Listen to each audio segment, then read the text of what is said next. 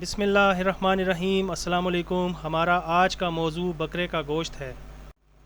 بکرے کا گوشت دنیا بھر میں شوق سے کھایا جانے والا لذیذ اور مقوی گوشت ہے، جو نہ صرف ذائقے میں بھرپور ہوتا ہے بلکہ غذائیت کے لحاظ سے بھی بہت فائدہ مند ہے۔ یہ زیادہ تر ایشیا، مشرق وسطیٰ اور افریقہ کے کھانوں میں شامل ہوتا ہے۔ بکرے کا گوشت مختلف طریقوں سے پکایا جاتا ہے، جیسے کہ سالن، کباب، یخنی اور بریانی وغیرہ۔ مزاج کے لحاظ سے بکرے کا گوشت گرم تر ہوتا ہے۔ یہ بدن میں حرارت اور طاقت پیدا کرتا ہے، اس لیے سرد مزاج یا کمزور جسم والے افراد کے لیے مفید سمجھا جاتا ہے۔ خاص طور پر سردیوں میں اس کا استعمال بہت فائدہ مند ہوتا ہے۔ بکرے کا گوشت جسم کو طاقت دیتا ہے کیونکہ اس میں پروٹین کی مقدار زیادہ ہوتی ہے، جو پٹھوں کی تعمیر اور جسمانی توانائی کے لیے ضروری ہے۔ یہ خون کی کمی کو دور کرنے میں مدد دیتا ہے۔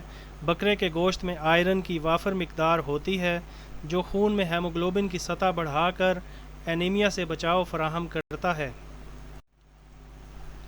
یہ اعصابی طاقت کو بڑھاتا ہے۔ بکرے کے گوشت میں وٹامن B12 اور دیگر وٹامنز پائے جاتے ہیں، جو دماغ اور اعصاب کے لیے مفید ہیں۔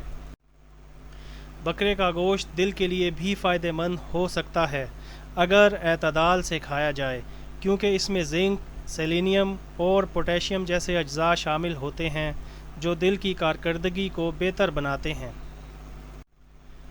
یہ قوت مدافعت بڑھاتا ہے۔ اس میں موجود زنک اور دیگر معدنیات جسم کے دفاعی نظام کو مضبوط کرتے ہیں، جس سے بیماریوں میں بچاؤ ممکن ہوتا ہے۔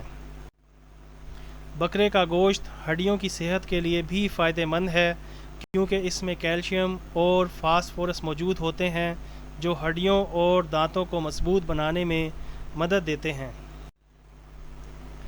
یہ جنسی طاقت کو بڑھانے والا گوشت سمجھا جاتا ہے، خصوصاً جب اسے یخنی یا کلیجی کی صورت میں استعمال کیا جائے تو جسمانی اور جنسی کمزوری میں بہتری آتی ہے۔